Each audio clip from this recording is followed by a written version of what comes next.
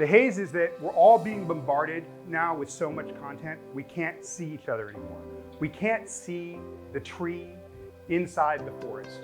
Human attention is so distracted that when we try to go out and get engagement for something in the world, people are too distracted to see us. There's 330 million people on Twitter, all with megaphones, and nobody's really listening. So in this onslaught of just absolute content overload, we need to find a way to communicate.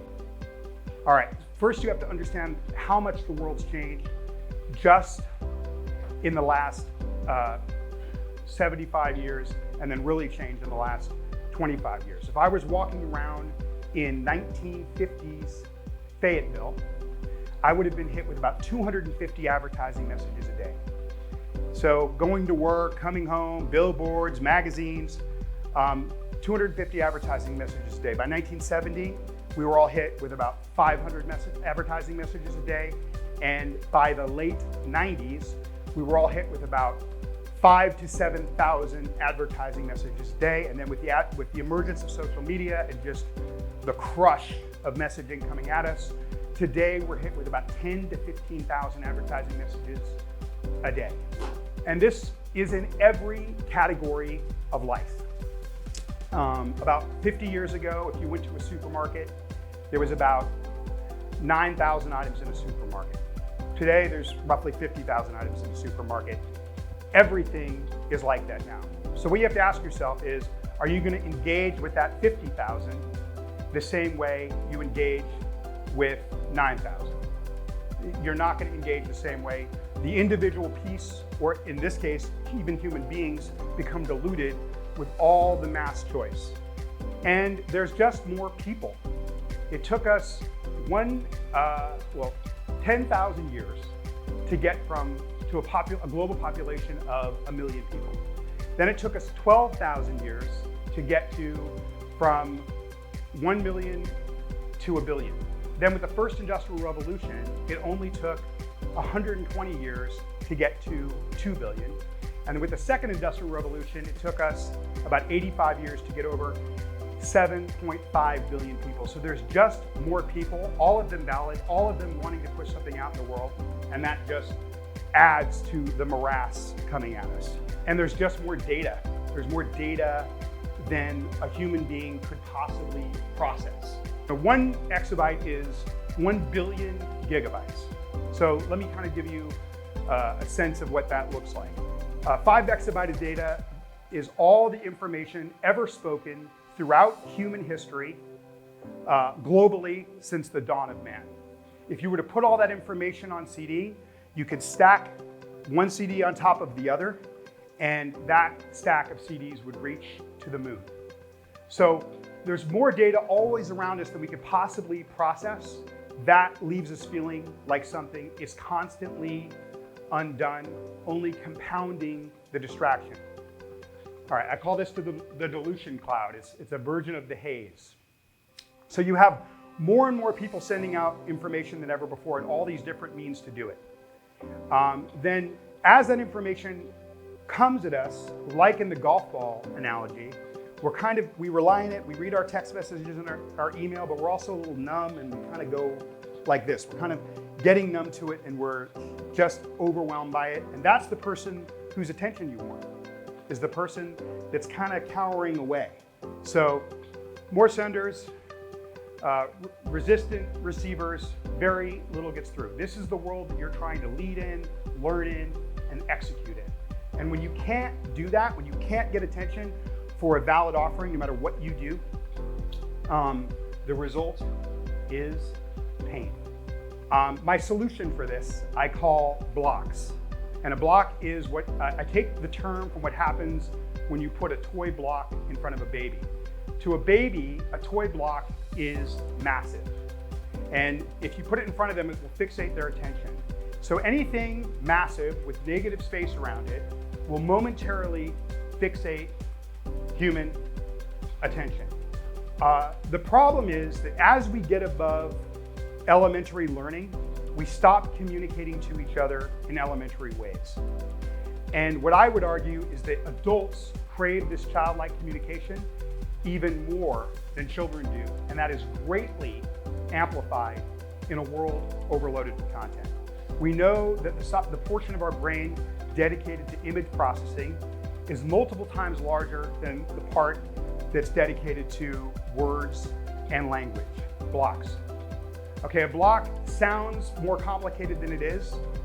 It's just this bold, simple thing that when you repeat it over and over, it becomes iconic in somebody else's mind. So I can take a simple thing and I can give it to you in repetition, and I can make it iconic in your mind in 5 minutes, rather than 50 years of hope, luck, chance, or year. The reason we call a Kleenex, or a Coke.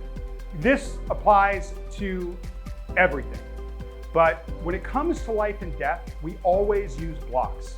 This thing that you can understand in your lizard brain before you have a chance to think. So it's this thing, we look at it, we instantly know what it is before we have a chance to think. In a world overloaded with content, anything busy gets instantly discarded and you could be losing someone forever. So it's interesting that when it comes to life and death, we use blocks, and even though there's billions of them, billions of road signs and warning labels all over the world, they always work. And they keep us from drinking poison, turning ourselves into Spider-Man, burning ourselves, and from crashing into each other. So the question is there something about the quality of a warning label or road sign, this thing that we always notice, that always gets engagement or we would die, can we take something about the principle of that and can we apply it to all facets of living and trying to get attention for our offering? So any bold, monolithic thing that someone can understand in their lizard brain before they have a chance to think will, for a moment, magnetize attention. If you repeat that thing over and over and over, a Mao, a soup can, a cow, a Maryland, over and over and over, this bold, simple thing, you can quickly install something in the mind of another, and it applies to everything.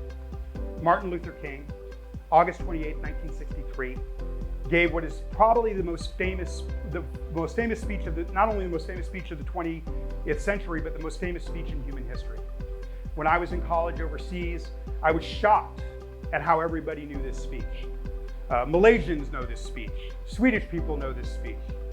And what's interesting about that is it's actually a relatively short speech of just over 1,600 words, in which Martin Luther King repeats the phrase, "Let freedom ring," or "I have a dream," approximately every 85 words. This thing that we can instantly connect to emotionally. And it's remarkable what happens. So he doesn't put those repetitive phrases in there. We never know the speech. It's not the most famous speech in human history. And what's interesting about it is that a block can carry with it a tremendous amount of information. Like, again, in the academic studies where they showed that people learned better and they retained better when there was a picture next to something. So you may just hear the words, "I have a dream," but you see Dr. King in your head, or you hear a phrase. The content of one's character, not by the color of their skin. You might be, and again, it applies to everything. You could be driving down the street or driving down the highway. You see the golden arches and you think, "I'm gonna stop at McDonald's." Well, the minute you see those golden arches and you think you're gonna stop, you'll start to see the menu in your head. This is like a practical example. Here's the interesting part. We have a lot of complicated information that we need to convey in the world. Engineering, science, doctors, nurses, medicine, college. We can't just have bold information piling into the world and have the world go round. So there's a symbiotic relationship that exists between the monolithic and the complex. And I liken it to an arrow, where this monolithic thing that you repeat is the arrowhead, and the complex information that needs to be delivered in the world is the shaft of the arrow. So if I were to take an arrowhead and try to shoot it without the shaft, it would just fall right on the ground. And if I were to take the shaft of an arrow and try to shoot it without the arrowhead, it would go all over the place and you wouldn't know where it was going to go, and it definitely wouldn't stick. So there is this symbiotic relationship between this monolithic thing that you repeat and the complex information we need to make the world go round. And they amplify each other. So when you use this kind of repetitive, simple thing that's the emotional phrase that the other person you're trying to reach cares about, their free ice water, right behind it you have to have something that's valid, that they actually need. And then you just go back, and if you want to hold attention, you remind them why they came, you give them complex information. And you repeat that thing, like I have a dream, or like we shall fight. You repeat it throughout complex information. So to make something iconic in someone's mind and to deliver the information that you want, you repeat the block, you give them specific information, you repeat the block, you give them specific information, and the block serves as a pack mule. It will carry with it tremendous amounts of information. It will make it iconic in the mind of another, and we can circumvent the mass distraction. So, in a world overloaded with content, only a bold, monolithic, repetitive thing gets through, and everything else falls to the wayside. Blocks magnetize authentically and motivate others. They give us hope. Thank you for your time.